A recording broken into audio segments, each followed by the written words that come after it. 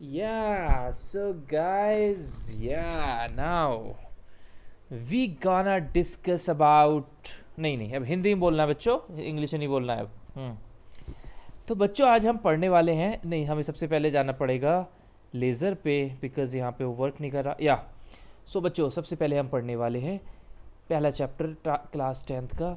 सो बच्चों सबसे पहले हमें ये पता होना चाहिए कि क्लास 10th में केमिस्ट्री में कितने चैप्टर्स हैं। तो टोटल केमिस्ट्री में 5 चैप्टर हैं, 5 chapters are there. Okay, so देखें सबसे पहला चैप्टर है chemical reactions and equations. Okay guys, so इसमें हम सबसे पहले पढ़ने वाले हैं chemical equations and balancing them. ठीक है, जो केमिकल इक्वेशंस होंगी पहले उन्हें देखना है, वो होती क्या है, कैसे लिखा जाता है उन्हें, और केमिकल रिएक्शंस क्या होती हैं वो भी देखना है इसमें सबसे पहले, और फिर उनको केमिकल इक्वेशंस को बैलेंस कैसे करते हैं। सो आगे चलें नेक्स्ट स्लाइड में। देखिए यहाँ पे मैंने 4 प्रोसेसेस लिख रखे हैं मेजरली, जिसमें रेस्पायरेशन मतलब कि सांस लेना जो होता है ना, जैसे अंदर हम जब ऑक्सीजन लेते हैं, सांस लेते हैं तो ऑक्सीजन इनटेक करते हैं, अंदर लेते हैं, और कार्बन डाइऑक्साइड बाहर निकालते हैं। ठीक है, तो ये हमारी पहली प्रोसेस है। तो इसमें क्या हो रहा है, इसमें भी चेंजेस हो रहे हैं। देखिए एक तरीके से केमिकल रिएक्शन हो रही है कि हमारा ऑक्सीजन हमने अंदर लिया, और हमने क्या हुआ, अंदर जो केमिकल रिएक्शन हुई बॉडी के अंदर, वहाँ से हमने कार्बन डाइऑक्साइड निकाला। तो ये एक है तो बायोलॉजिकल प्रोसेस है, बट केमिकल रिएक्शन भी इसके साथ में अकम्पनीड है, जुड़ी हुई है। ठीक है, तो अब दूसरी हमारी प्रोसेस जो है वो कर्डलिंग ऑफ मिल्क है। जैसे कि अगर हम मिल्क को कुछ गर्म मौसम में या समर में थोड़ा टाइम के लिए ऐसे छोड़ देते हैं बाहर, तो क्या होता है, वो मिल्क जो है, दूध जो है, वो चेंज हो जाता है कर्ड के अंदर। तो ये भी एक केमिकल प्रोसेस होती है एक्चुअल में, तो ये भी केमिकल प्रोसेस की कैटेगरी के अंदर आएगी। ठीक है, तो ये जितनी भी रिएक्शन मैंने लिखी है ये सब केमिकल रिएक्शंस हैं। ओके, और इन केमिकल रिएक्शंस की फिर केमिकल इक्वेशंस होती हैं, जो हमारे इस स्लाइड्स का और इस सेशन का हमारा मेन मोटिव है, केमिकल इक्वेशंस और उनको बैलेंस करना। तो अभी हम क्या कर रहे हैं, डाइजेशन पे आते हैं। सो डाइजेशन जो है उसमें क्या होता है, अगर हम कोई भी फूड इनटेक करते हैं तो वो फूड क्या होता है, वो हमारी बॉडी में जाता है।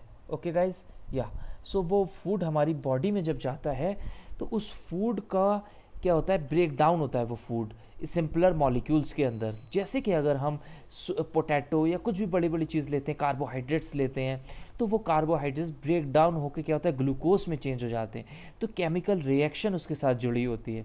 तो इसकी केमिकल इक्वेशन, अभी मेरा पेन चल नहीं रहा है इसलिए मैं बाद में लिखूंगा, उसको अच्छे से पढ़ाऊंगा, तो अभी तो मैं से मस्ती कर रहा हूँ।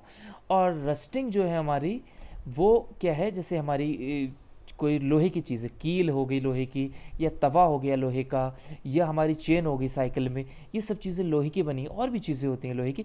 तो वो क्या होता है, अगर ह्यूमिड एटमॉस्फेयर है, मॉइस्चर अगर उसको मिल रहा है, बरसात है, या कुछ ऐसा मौसम है जहाँ पे ह्यूमिडिटी ज़्यादा है, तो उसमें क्या होगा, उस पर जंक आ जाती है। ठीक है, तो जंक उसकी जो उसकी भी केमिकल रिएक्शन इन्वॉल्व होती है उसकी साथ में, हाँ, और जंग से उसको बचाने के लिए हम पेंट भी करते हैं।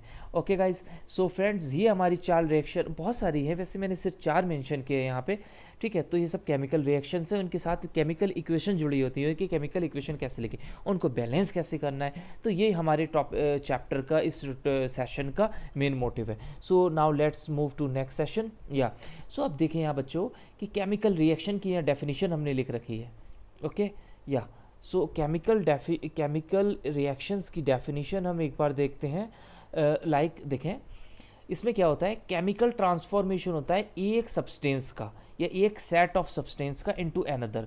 मतलब एक तरीके को सब्सटेंस होता है उसका केमिकली ट्रांसफॉर्म हो जाना, बदल जाना दूसरे सब्सटेंस के अंदर। एग्जांपल के तौर पे हम ले सकते हैं, जैसे कि यह नीचे लिख रखा है आपका, burning of magnesium ribbon in air.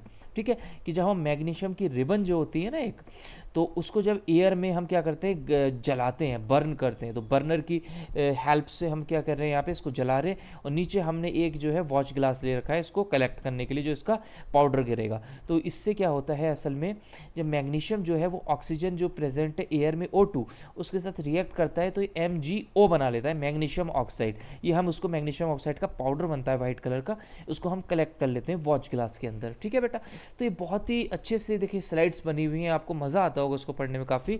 तो ये एग्जाम्पल था इसका केमिकल रिएक्शन का, और हमने इक्वेशन भी लिख दी यहाँ पे, उसको फिर बैलेंस भी कर रहे हैं। देखें O2 यहाँ पे है, और बैलेंस करने के भी तरीके हैं इसमें जो आप डिटेल में भी आके पढ़ने वाले हैं।